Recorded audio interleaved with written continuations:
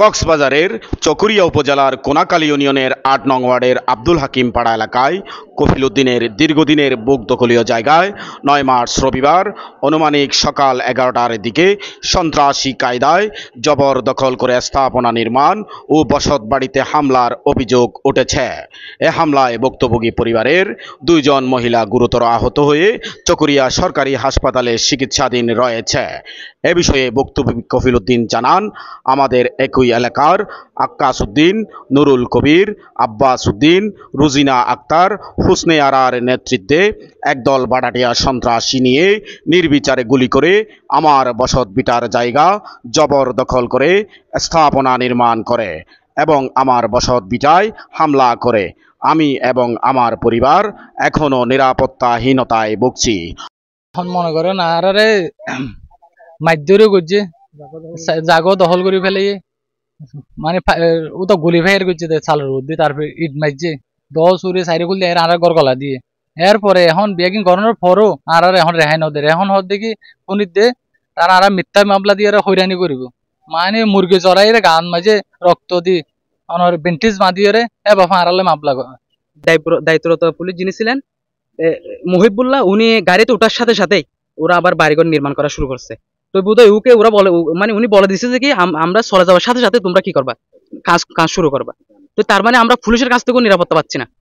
এই নিরাপত্তাহীনতায় আমরা বাংলাদেশে ভুগছি। আমি বিশেষ করে উচ্চ আইন আদালত এবং উচ্চ প্রশাসনের দৃষ্টি আকর্ষণ করতেছি যে মানে আমাদের এই বিষয়টা সঠিক তদন্ত বা মরি গিয়ে মই জন্ম ধরে তারা বলিও কলে বলিগিরি গড়িয়ে জাগা গিন ইয়া লইজার গই সন্ধ্যা রাশি হলে আর পয়েন্ট ধরে মানা গজার আর পয়েন্ট ধরে গুলি মারি দল কুফাই মানে দৌড়াইয়ে আর ঘর কাঁধ গুলি শুলি মারিয়ে আর ঘর দুয়ার কাম বাঁ দিয়ে ওনারা সন্ত্রাস বাড়া করে। মানে কাল 11:30 11:30 সময় সকাল 11:30 সময় ওনারা দলবল বেঁধে গাছ গোছালা নিয়ে এখানে আমার বেড়া ছিল, আমার ভিডিও আছে, আমার বেড়া ভাঙ্গিয়া মানে ফোন করে সবাই এসে ইট তারপরে অস্ত্র দাঁড়ালো সব নিয়ে বাংচুর করে বাড়িটা নির্মাণ করতেছে। তখন আমি এর আগে একদিন আগে একটা অভিযোগ করছি চকরিয়া থানায়। অভিযোগটা মাতামহরি তদন্ত কেন্দ্রে দিয়েছিল। আমি এখানে জমা দেওয়ার পরে তারপর দিন এখানে আসি। হ্যাঁ, ওনারা আবার বাংচুর শেষ করে যখন নির্মাণ করতেছে ওনারা আসছিল। আসার পরে পুলিশ আসছিল, আসার পরে কাজ বন্ধ করে দিছে, মাল সামানা সরাই দিছে ওদের। কিন্তু যাওয়ার পর 10 মিনিট পর আবার কাজ শুরু করে এগুলা করে ফেলছে। থাকি না, আমি থাকি চট্টগ্রাম থাকি, আমি চট্টগ্রাম কলেজে পড়ালেখা করি। এখানে মূলত হচ্ছে যে ওরা মূলত সন্ত্রাস আক্কাস এবং আব্বাস ওরা দীর্ঘদিন যাবত এই জায়গা নিয়ে সন্ত্রাসী করতেছে। জায়গাটা হচ্ছে মূলত আমার আব্বুর নামের জায়গা, কাগজপত্র দলিল এবং সব ঠিক আছে আমার আব্বু, কিন্তু ওরা সন্ত্রাস বাড়া করে আজ থেকে প্রায় 2 দিন আগে ওরা রাত 12টায় সন্ত্রাস এনে ওরা এই জায়গাটা দখল করতে চাচ্ছিল। তখন আমরা 99 ফোন দিয়ে পুলিশের সহযোগিতা নিয়েছি, 999 ফোন করে আমরা সহযোগিতা নিয়েছি আইনের। কিন্তু ওরা মানে যে আসছিল দায়িত্বরত যিনি করতে ছিলেন দারগা ছিলেন, উনি আসছিল, উনি বলছে যে আপনারা কাল সকালে গিয়ে মানে কাগজপত্র নিয়ে থানায় বসবেন। মানে ওই 2 দিন আগে বলছিল যে মানে প্রশাসনকে। তখন ওরা থানায় না গিয়ে ওরা আবার গতকাল সকাল 10টায় এখানে আবার সন্ত্রাস বাহিনী নিয়ে তারা বাড়া করা গুন্ডা প্রায় 200 মতো হবে, 200 জন গুন্ডা বাড়া করে এসে এখানে মানে আমাদের এখানে আমাদের গিরা ছিল, গিরাটা ব্যাংকে ওরা বাড়িটা নির্মাণ করছিল। তখন আমরা যখন ওদেরকে বারণ করতে যাচ্ছিলাম তখন ওরা আমাদেরকে এবং গুলি ছুরি নিয়ে আমাদেরকে তাড়িয়ে বাড়িতে ঢুকাই দিছে। ওরা আমাদের এই বেড়া মানে বাড়িঘর ভেঙে ফেলতেছে। তখন আমরা আইনের সহযোগিতা নিয়েছি। যখন ওরা বলে নিয়ে আসছিল তখন আমরা আইনের সহযোগিতা নিয়েছিলাম।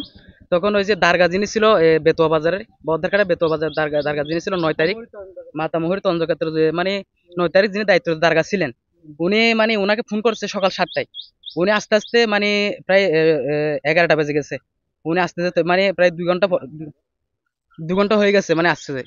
তখন আমরা যদি এভাবে পুলিশ প্রশাসনের কাছেও যদি আমরা আইনের ভিতরে থাকতে না পারি, আমরা সাধারণ জনগণ যাবো কোথায়? ওরা যদি মানে ঠেকা খেয়ে ওরা আমরা সরাসরি দেখছি যে উনি যখন এখানে আসছে দায়িত্বরত দারগা যিনি ছিলেন 9 তারিখ, উনি দারগা যখন আসছে ওর হাতে টাকা দিয়েছে সেটা আমরা সরাসরি দেখছি। কিন্তু আবার যখন দারগাটা ব্রিজের ওখানে গেছে ওখানেও টাকা দিয়েছে ওই আক্কাস। তখন উনি মানা করে গেছে যে তোমরা কাজ সবগুলো বন্ধ রাখবা, মানে থানায় গিয়ে রাত 8টায় বসবা, আমরা সবগুলো ঠিক করব। কিন্তু ওরা দারগা গাড়িতে ওঠার সাথে সাথে ওরা আবার এখানে ঘর নির্মাণ করা শুরু করছে, কিন্তু দারগার এটার কোনো খোঁজ খবর নেয় নাই। তো এভাবে যদি পুলিশ প্রশাসন যদি এভাবে যদি আমরা আমাদের প্রতি অন্যায় করে আমরা যাবো কোথায়? আমরা 5 আগস্টের পর দেশের জন্য আমরা কত কিছু করছি ছাত্র সমাজ, কিন্তু আমরা এই বিচারটা পাইলাম কোথায়? ছাত্র সমাজ আমরা দেশের জন্য রক্ত দিয়েছি। 5 আগস্টের পরে আমরা পুলিশ প্রশাসনের কাছ থেকে এটা আশা করি নাই যে এরা এই সাধারণ জনগণের প্রতি অন্যায় করবে।